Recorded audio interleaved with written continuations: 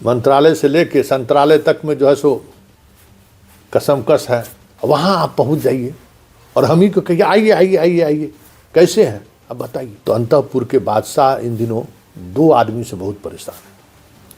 एगो मिश्रा जी हैं, एगो चौधरी जी हैं। डॉक्टर कहे हुए हैं कि भाई तनाव इनको कम दीजिए, थोड़ा रिलैक्स रहने दीजिए। क्या व्यक्त करेंगे भाई, अब उम्र के उस पड़ाव में हम हैं।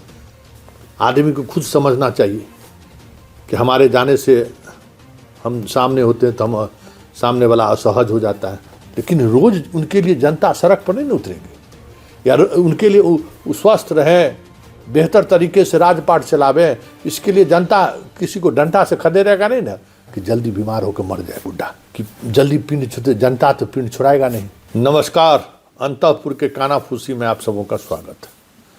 और अंतःपुर के कानाफूसी में जो आज कानाफूसी है कि एक उम्र के बाद आदमी बहुत सारी चीज़ों पर प्रतिक्रिया व्यक्त नहीं करता। क्या व्यक्त करेंगे भाई, अब उम्र के उस पड़ाव में हम हैं। आदमी को खुद समझना चाहिए कि हमारे जाने से हम सामने होते हैं तो हम सामने वाला असहज हो जाता है, दूसरे तरीके से अपनी प्रतिक्रिया व्यक्त करता है। लेकिन क्या करिएगा, सब जगह से कहते हैं ना कि वैल्यू ख़त्म हो चुका है। मंत्रालय से लेके संत्रालय तक में जो है सो कसमकस है। तो आखिर हम अपना टीआरपी कैसे बना कर रखेंगे? हमने यहाँ लोग कैसे आएगा? तो हमको कुछ करना होगा ना। तो अंतःपुर के बादशाह इन दिनों दो आदमी से बहुत परेशान है। एगो मिश्रा जी हैं, एगो चौधरी जी हैं। और दोनों से इस हद तक परेशान हैं और रिश्ता पुराना है। अब कहें तो कहें क्या, कैसे कहेंगे कि भाई आप मत आइए। अब चलिए कोई कार्यक्रम, सार्वजनिक कार्यक्रम है तो वहाँ आ गए तो कोई बात नहीं है, बिना बुलाए भी आ गए तो कोई बात नहीं है। चलिए फ़ोटो खिंचा लिए, तस्वीर खिंचा लिए, कोई बात नहीं है। लेकिन कोई निजी काम हो, निजी कार्यक्रम हो, मेरे परिवार का कार्यक्रम हो, वहाँ आप पहुँच जाइए और हम ही को कहिए आइए आइए आइए आइए, कैसे हैं अब बताइए। हम अपने रिश्तेदार नातेदार के यहाँ जाएं और कोई तीसरा आदमी हमको कहे आइए आइए सर, कुर्सी खाली कर दे रहे। अब समझिए कि क्या होगा। या तो हमको वहाँ से 2 मिनट में वापस लौटना होगा, या नहीं तो फिर कुछ प्रतिक्रिया व्यक्त करनी होगी। तो इस उम्र में हम प्रतिक्रिया भी क्या व्यक्त करेंगे? यही नहीं कह सकते अरे आप यहाँ भी पहुँच गए हैं, ये क्यों कर रहे हैं आप भाई? यही कह सकते हैं अरे आप ये क्यों कर रहे हैं, और क्या लोग कह सकता है। लेकिन सामने वाला समझने को तैयार नहीं है। और बादशाह के जो आसपास वाले लोग हैं, अब सवाल है कि बादशाह उस जिस मनः स्थिति के दौर से गुजर रहे हैं, वहाँ बहुत सारी चीज़ें कहने की स्थिति में भी वो रहेंगे। क्या कहेंगे? बाकी साथ जो लोग, भाई अब लोक लज्जा शर्म हया कुछ रहे तब ना। अब यही नहीं है तो फिर क्या होगा?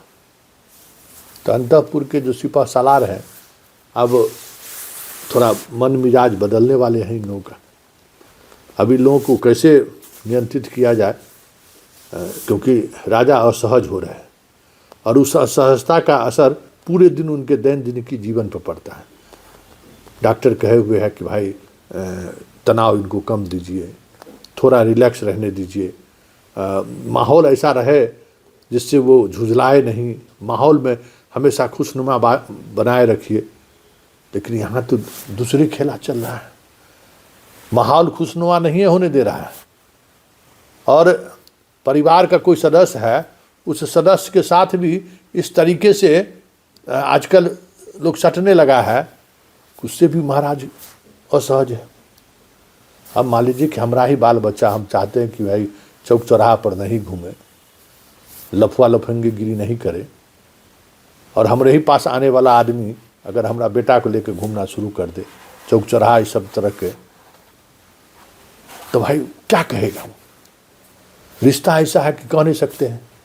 हम उम्र भी है ऐसा कि अब पहले वाला उम्र थोड़े रहा, दाढ़ी उड़ी सब पक गया, देखते मोछ उछ भी पक गया है, अब कैसे लोग कहेगा।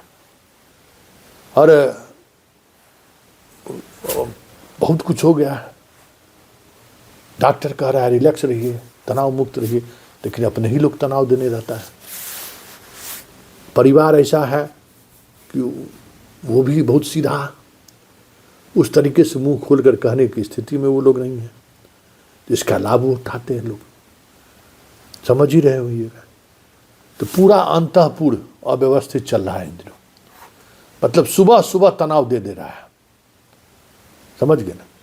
और लोग फायदा उठा रहे हैं, क्योंकि बहुत सारी चीजें अब भले जनता उनके साथ, लेकिन जनता 5 साल में एक बार न अपनी एकजुटता दिखाएगा, तो 5 साल में एक बार एकजुटता दिखाकर उनको फ्री हैंड दे दिया कि चलिए अब जो करना है आप करिए, लेकिन रोज उनके लिए जनता सड़क पर नहीं उतरेगी, या उनके लिए वो स्वस्थ रहें, बेहतर तरीके से राजपाट चलावे, इसके लिए जनता किसी को डंडा से खदेड़ेगा नहीं ना, कि हमारा राजा इसके कारण असहज हो रहा है, हमरे राजा को मानसिक और तनाव दे रहा है। ये काम तो जनता नहीं करती है। तो जनता में, लेकिन जो चाहने वाले लोग हैं, आसपास रहने वाले लोग हैं, उनको थोड़ी असहजता हो रही है।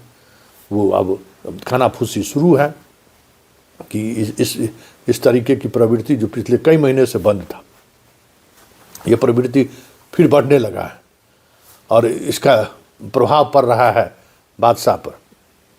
इसको क्या किया जाए, क्योंकि बहुत सारा जो पहले राजा महाराजा में देखते होइएगा कि वहाँ भी न एक बड़ा तबका चाहता है कि जल्दी बीमार होकर मर जाए बुढ़ा, ऐसा भी सोचने वाला लोग है कि जल्दी पिंड छुटे, जनता तो पिंड छुड़ाएगा नहीं, कुछ हो जाए।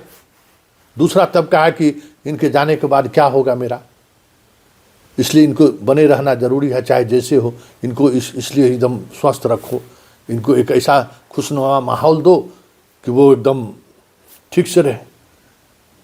लेकिन आप ठीक नहीं है, तो इस दोनों तरह का जो ग्रुप है ना, वो तोल मोल करते रहता है, वो अपना कसमकस करते रहता है।